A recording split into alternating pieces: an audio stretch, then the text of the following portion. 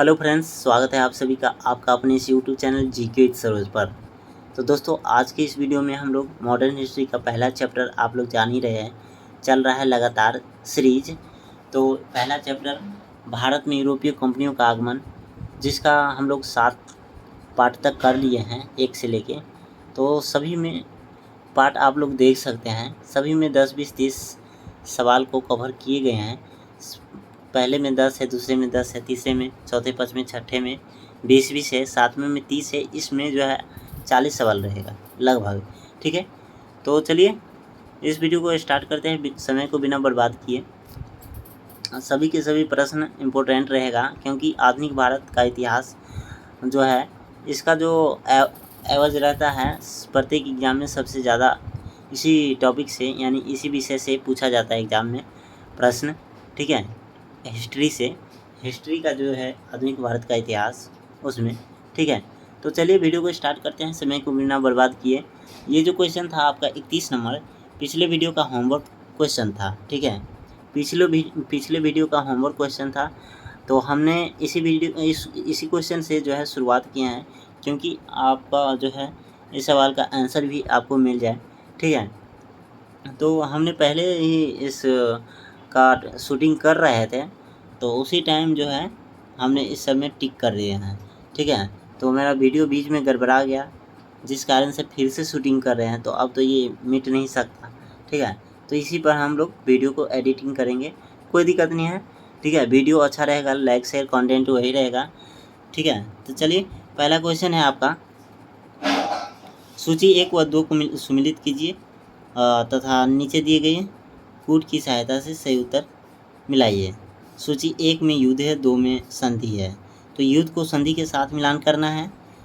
प्रथम कर्नाटक युद्ध, ये जो पांडिचेरी का युद्ध का संधि था, ऑप्शन ए का 2 में जाएगा।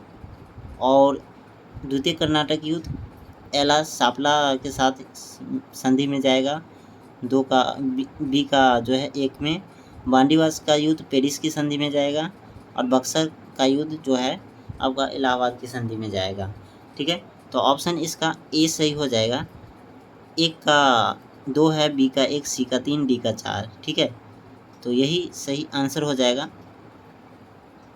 चलिए नेक्स्ट क्वेश्चन है, 132 नंबर सवाल है, जो कि कह रहा है निम्नलिखित में से कौन सा युद्ध हैदराबाद एवं कर्नाटक के उत्तराधिकारी के युद्ध से संबंधित था। ठीक है, क्वेश्चन याद रखें, निम्नलिखित में से कौन सा युद्ध हैदराबाद एवं कर्नाटक के उत्तराधिकारी के युद्ध से संबंधित था। ऑप्शन पर चलते हैं, आइए। ऑप्शन जो है, प्रथम कर्नाटक युद्ध, बांडीवास का युद्ध, अंबूर का युद्ध, द्वितीय कर्नाटक युद्ध। तो इसका जो सही आंसर होगा ऑप्शन डी, द्वितीय कर्नाटक युद्ध। ठीक है, तो नेक्स्ट क्वेश्चन है आपका 133 नंबर सवाल, मुगल बादशाह के जहांगीर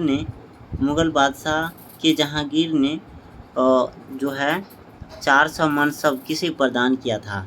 तो मुगल बादशाह के जो जहांगीर था, 400 मनसब किसे प्रदान किया था, हॉकिंस को। ठीक है, हॉकिंस को, ऑप्शन बी। नेक्स्ट क्वेश्चन है 16 नंबर 134 नंबर, 1665 ईस्वी में चार्ल्स द्वितीय ने कितने वार्षिक किराया पर बम्बई का क्षेत्र अंग्रेजी कंपनी को दिया था। तो ये 10 पाउंड पर दिया था, 10 पाउंड पर। ठीक है, 1665 में चार्ल्स द्वितीय ने कितने वार्षिक किराया पर, यानी 1 वर्ष में 10 पाउंड के रेट पर ही जो है बम्बई का क्षेत्र अंग्रेजी कंपनी को दिया था। ठीक है, नेक्स्ट क्वेश्चन है आपका 135 नंबर, बम्बई का संस्थापक कौन था। ठीक है, बम्बई का संस्थापक कौन था, यानी संस्थापक था। ऑप्शन गेराल्ड अंगियार ने, ऑप्शन ए गेराल्ड अंगियार। ठीक है, सही हो जाएगा इसका आंसर। नेक्स्ट क्वेश्चन पर चलते हैं 136 पर। आइए, 136 नंबर सवाल है, विचार कीजिए। डेनिस ने 1620 में ट्रैंकोबार तमिलनाडु तथा 1676 में संगमपुर बंगाल में अपनी फैक्ट्री स्थापित की, और ये तो की थी। नीदरलैंड तथा हॉलैंड के निवासी को डच कहा जाता है, ये बात भी सही है। और उपयुक्त में से कौन सा सही है, तो ये तो दोनों सही है, तो ऑप्शन सी हो जाएगा। ठीक है, नेक्स्ट क्वेश्चन पर चलते हैं, 137 नंबर सवाल। आइए, 137 नंबर सवाल है, 137। अधोलिखित कथनों में वास्को डिगामा के संबंध में कौन सा कथन सत्य नहीं है। ठीक है। तो ये जो है उसने यूरोप में भारत को मसाला मार्ग के द्वारा जोड़ा था। हाँ, वास्को डी गामा तो जोड़ा था, सही बात है, ऑप्शन ए सही है। और बी जो है उसके जहाज़ों के तथ्य में हेक्टर नामक जहाज़ शामिल था, ये बात गलत है। और उसको अब्दुल मजीद की पद निर्देशन प्राप्त हुआ था, ये बात भी सही है। वास्को डी गामा की कब्र कोचीन में स्थित है, ये भी बात सही है। ठीक है, तो पूछ रहा है कि इनमें से कौन सा कथन सत्य नहीं है, तो ऑप्शन बी सही हो जाएगा, ये गलत है। ठीक है। नेक्स्ट क्वेश्चन है 138 नंबर। अधोलिखित में कौन सुमिलित नहीं है? फिर से पूछ रहा है, अधोलिखित में कौन सुमिलित नहीं है? कर्नाटक का प्रथम युद्ध जो है, कर्नाटक का जो प्रथम युद्ध 1746 ईस्वी से 48 ईस्वी, ये बात सही है। एंड कर्नाटक का द्वितीय युद्ध 1749 से 1754, ये बात भी सही है। पांडिचेरी की संधि 1755 ईस्वी, ये बात भी सही है। और पेरिस की संधि जो बांडीवास का युद्ध 1760 ईस्वी में हुआ था, ये गलत है। और दूसरा सुमिलित नहीं है, मतलब गलत है, तो ऑप्शन बी सही हो जाएगा। नेक्स्ट है आपका 139 नंबर सवाल। भारत में जहाज निर्माण प्रक्रिया की शुरुआत निम्नलिखित में से किस कंपनी ने के आने से शुरू हुआ? तो ये तो पुर्तगाली को आने से शुरू हुआ, क्योंकि पुर्तगाली जो आया था सबसे पहले जहाज़ों से आया था, वास्को डी गामा 1498 ईस्वी में। ठीक है, कालीकट में उतरा था, ठीक है, गोवा में। तो चलिए आगे बढ़ते हैं 140 नंबर सवाल पे। सॉरी, आप सभी को तो इस क्वेश्चन का आंसर नहीं दिख रहा था, ऑप्शन नहीं दिख रहा था, तो अब तो दिख रहा होगा। भारत में जहाज निर्माण प्रक्रिया की शुरुआत निम्नलिखित में से किस कंपनी के आने से शुरू हुई? पुर्तगाली कंपनी के आने से शुरू हुई। ठीक है, सबसे पहले आया 1498 ईस्वी में, और जहाज़ों से आया था वास्को डी गामा।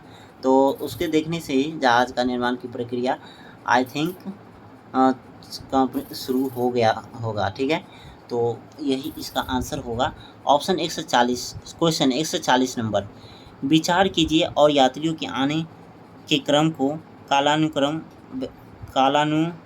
कालक्रमानुसार व्यवस्थित कीजिए, यानी कालानुक्रम सजाइए। ठीक है, तो इसका जो है ये जो 1 में दिया है पुर्तगाली, 2 में अंग्रेजी, 3 में डेनिश, 4 में फ्रांसीसी, ठीक है, और 5 में डच है, जो हम आपको दिखा रहे हैं। आइए, ये 5 में हमने बोला है कि डच है, तो इसका जो सही आंसर ऑप्शन डी है। 1 में सबसे पहले जो आया पुर्तगाली, फिर डच आया, फिर जो आया आपका अंग्रेजी आया, फिर ये आपका 3 में जो आया ये आया आपका डेनिश आया, फिर फ्रांसीसी आया। ठीक है दोस्तों, तो इस क्वेश्चन का आंसर आप लोग समझ गए होंगे। सबसे पहले भारत में जो एंट्री की है पुर्तगाली की है, फिर डच किया, फिर आपका अंग्रेजी किया, फिर आपका जो है डेनिश किया, फिर फ्रांसीसी, सबसे बाद में फ्रांसीसी किया, सबसे पहले अंग्रेजी आया, पुर्तगाली आया, और सबसे बाद में पुर्तगाली भारत से गए हैं। ठीक है, चलिए नेक्स्ट क्वेश्चन जो है आपका 141। ये सवाल कह रहा है कि भारत में प्रथम अंग्रेजी फैक्ट्री सूरत में 1660 ईस्वी में स्थापित हुआ। इसे कंपनी को कब मान्यता प्रदान की गई? तो ये तो 1660 ईस्वी में सूरत में जो है भारत का प्रथम अंग्रेजी फैक्ट्री सूरत में लगा, और मान्यता जो मिला 1612 ईस्वी में मिला। ठीक है, नेक्स्ट क्वेश्चन है भारत मान्यता प्राप्त प्रथम अंग्रेजी फैक्ट्री कौन है? ये तो अभी हम लोग जाने हैं कि सूरत है, तो ये सूरत में लगा। ठीक है, नेक्स्ट है अगला 143 नंबर सवाल। आइए 143 नंबर सवाल जो है, अधोलिखित में से किस यूरोपीय कंपनी ने 1658 ईस्वी में श्रीलंका को जीतकर अपने साम्राज्य में मिलाने का काम किया? तो ये जो है डच ईस्ट इंडिया कंपनी ने, ऑप्शन डी सही हो जाएगा answer, Dutch east India company ने। नेक्स्ट क्वेश्चन है 144 नंबर 144। 1453 ईस्वी में किसने एशिया माइनर को जीतकर कस्तूतुनिया पर अधिकार कर लिया? ये जो है तुर्कों ने, ऑप्शन ए सही हो जाएगा, तुर्कों ने कस्तूतुनिया पर जीतकर अधिकार कर लिया। कब? 1453 ईस्वी। नेक्स्ट क्वेश्चन है 145 नंबर सवाल। ये जो है परवर्ती जो है 17वीं एवं प्रारंभिक 18वीं शताब्दियों में इंडोनेशिया द्वीप समूह में भारतीय अफीम के निर्यात पर किसका प्रभुत्व था? ये जो था डच ईस्ट इंडिया कंपनी का। ठीक है, ऑप्शन सी सही आंसर होगा। नेक्स्ट है 146 नंबर सवाल। ईस्ट इंडिया कंपनी एवं इसके बाद बनी कंपनी का विलय कब हुआ? ईस्ट इंडिया कंपनी और इसके बाद जो बनी कंपनी का विलय हुआ 1701 ईस्वी में। ऑप्शन बी सही हो जाएगा। ठीक है, नेक्स्ट क्वेश्चन है 147। आइए 147 नंबर सवाल है, निम्नलिखित में से कौन सा स्थान पुर्तगालियों के अधिकार में नहीं था? तो पुर्तगालियों के अधिकार में जो है एक ये मछलीपट्टनम था, जो है पुर्तगालियों के अधिकार में नहीं था। ठीक है, फिर है 148 नंबर सवाल। 148 अंग्रेज़ों को सुनहरा फरमान कब प्रदान किया गया? अंग्रेज़ों को सुनहरा फरमान 1632 में प्रदान किया गया। ऑप्शन बी सही हो जाएगा। नेक्स्ट है 149 नंबर। ईस्ट इंडिया कंपनी किस चीज़ का भारत में निर्यात करती थी? ईस्ट इंडिया कंपनी जो है कौन सी चीज़ का भारत में निर्यात करती थी? चलिए ऑप्शन पर आते हैं। तो क्या था क्वेश्चन था कि ईस्ट इंडिया कंपनी किस चीज़ का भारत में निर्यात करती थी? तो भारत में जो ईस्ट इंडिया कंपनी जो निर्यात करती थी सूती कपड़ा का करती थी, और ये नील का भी करती थी, रेशम का भी करती थी, कॉफ़ी का नहीं करती थी। ठीक है, तो इसका सही आंसर होगा ऑप्शन ए 1, 2 और 3। 1, 2 और 3। ठीक है, नेक्स्ट है 150 नंबर सवाल। 150 नंबर। ये जो है पुर्तगाली ने क्रमशः गोवा जीता और हरमुज खो दिया। गोवा जीता और हरमुज खो दिया। इसका जो सही आंसर होगा ऑप्शन सी। 1510 ईस्वी में गोवा जीता और ये हरमुज जो है 1622 ईस्वी में खो दिया। ठीक है, पुर्तगाली। नेक्स्ट है आपका 151 नंबर सवाल। 151 नंबर सवाल है कि निम्नलिखित में ये कितने सर्वप्रथम यूरोपीय चल धातु सदृश मदरन यंत्र में रुचि ली? ठीक है, मदरन यंत्र में रुचि ली। तो निम्नलिखित में से किसने सर्वप्रथम यूरोपीय चल धातु सदृश मदरन यंत्र में रुचि ली?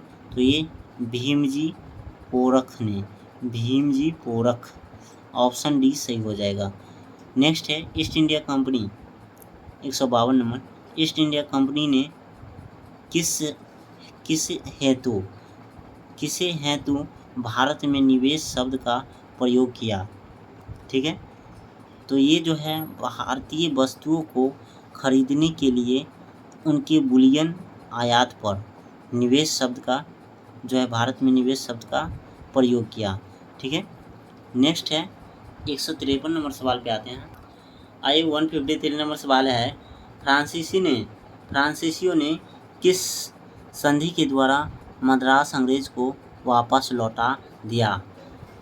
तो फ्रांसीसियों ने किस संधि के द्वारा मद्रास अंग्रेज़ों को वापस लौटा दिया? तो ये जो है आपका सही आंसर हो जाएगा एला सापेल की संधि 1749 ईस्वी में जो है फ्रांसीसियों ने जो है अंग्रेज़ों को मद्रास लौटा दिया। ठीक है, ऑप्शन ए सही हो जाएगा। Option A. नेक्स्ट है 154 number. English east India company का लोकप्रिय नाम था। इंग्लिश ईस्ट इंडिया कंपनी का लोकप्रिय नाम जो है जॉन कंपनी था। ठीक है, ऑप्शन ए। नेक्स्ट है 155 नंबर सवाल।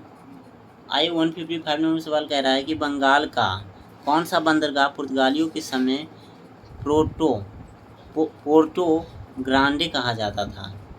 ठीक है, बंगाल का कौन सा बंदरगाह पुर्तगालियों के समय पोर्टो ग्रांडे कहा जाता था?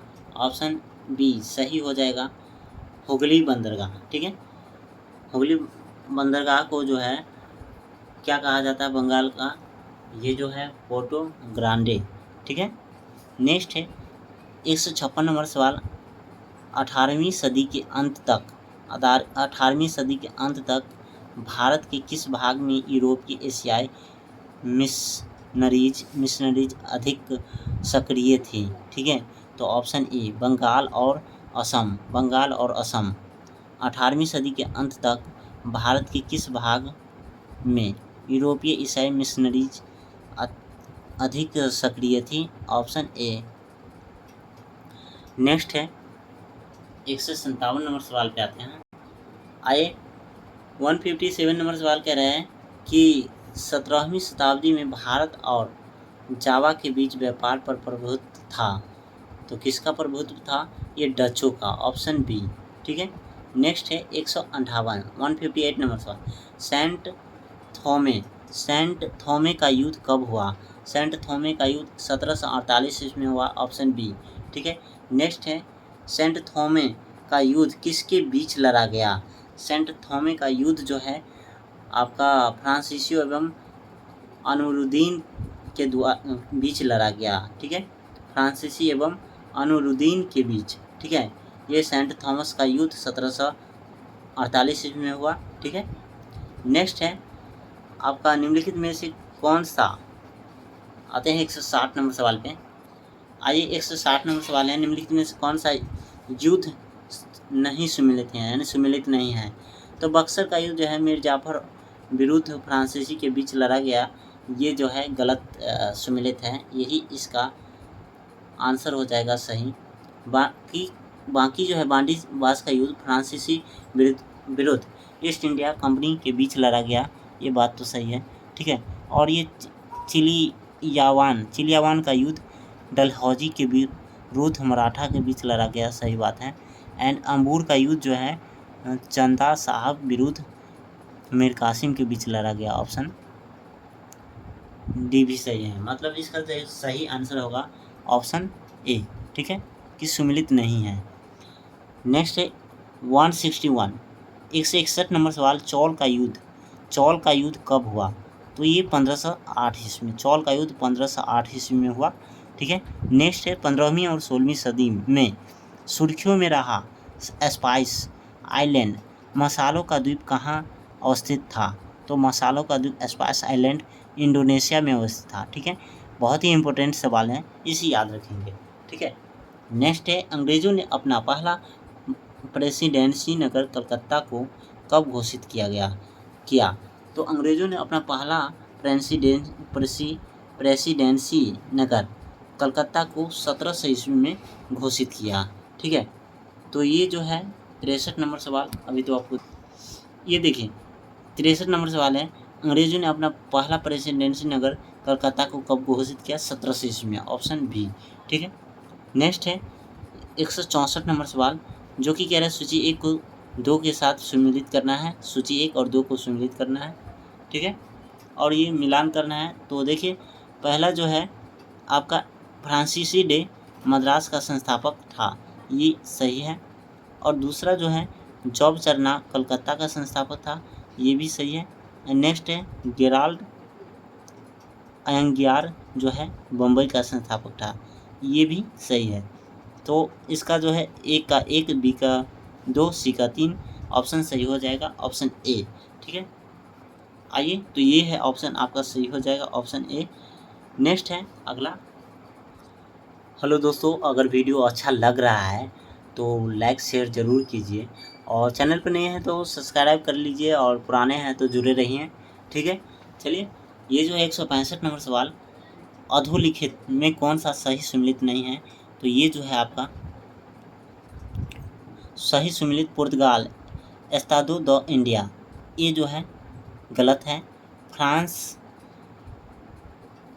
का जो है ये आपका हवेरी निगेगद ऑस्ट इंड से कंपनी। ठीक है, हॉलैंड कंपनी द इंडे ओरिएंटल, ऑप्शन ये दोनों सही है 1 और 2, और ये गलत है। तो ऑप्शन पूछ रहा है सुमेलित, निम्नलिखित में से कौन सा सुमेलित है? सॉरी, ये तो सुमेलित सही है और ये दोनों गलत है। ठीक है, तो इसका जो सही आंसर होगा ऑप्शन ए। ठीक है, ऑप्शन ए सही हो जाएगा। चलिए नेक्स्ट अगला सवाल है 166 नंबर सवाल, जो कि कह रहा है पुर्तगालियों के विरुद्ध शाहजहां ने किस नगर का घेरा किया? तो पुर्तगालियों के विरुद्ध शाहजहां ने किस नगर का घेरा किया? हुगली का। ऑप्शन डी हुगली का। नेक्स्ट है 167 नंबर सवाल पे आते हैं। आइए 167 नंबर सवाल कह रहा है कि आपका पुर्तगालियों के विरुद्ध 167। आइए 167 नंबर सवाल है, भारत के किस क्षेत्र में डच लोगों ने अपनी प्रारंभिक फैक्ट्रियाँ स्थापित की? तो ये गुजरात और बिहार में। भारत के किस क्षेत्र में डच लोगों ने अपनी प्रारंभिक फैक्ट्री स्थापित की? गुजरात और बिहार में। ठीक है। नेक्स्ट है 168 नंबर सवाल पे आते हैं। आइए 168 नंबर सवाल है, निम्नलिखित में से किस वर्ष डीडी गुल मैसूर में एक आधुनिक शस्त्रागार की स्थापना की गई? तो ये है 1755 ईस्वी। Option A. ठीक है। अधोलिखित नेक्स्ट लास्ट नंबर सवाल है आज के और इस टॉपिक का भी। ठीक है। तो लास्ट क्वेश्चन है 169 अधोलिखित में से किस यूरोपीय व्यापारी कंपनी के पर्यवेक्षण में कासिम बाजार नगर ने 17वीं शताब्दी में सर्वाधिक मात्रा में रेशमी की उत्पादन किया? तो ये ऑप्शन सी हो जाएगा, डच। ठीक है। तो चलते हैं दोस्तों, वीडियो अच्छा लगा लाइक शेयर ज़रूर कीजिए, छोटी मोटी गलती हुआ तो उसे माफ़ कीजिए और वीडियो को शेयर कर लीजिए। चैनल पर नए हैं तो सब्सक्राइब कर लीजिए और आप पुराने हैं तो जुड़े रहिए। लगातार वीडियो ज़्यादा रहेगा, अब अगला टॉपिक आएगा। ठीक है। कुछ ना कुछ ज़रूर नया आता रहेगा जो कि आपके जो है एग्ज़ाम के लिए बहुत ही इम्पोर्टेंट रहेगा। तो चलिए चलते हैं। Best of luck. Thanks for watching my video. मिलेंगे अब अगले वीडियो में।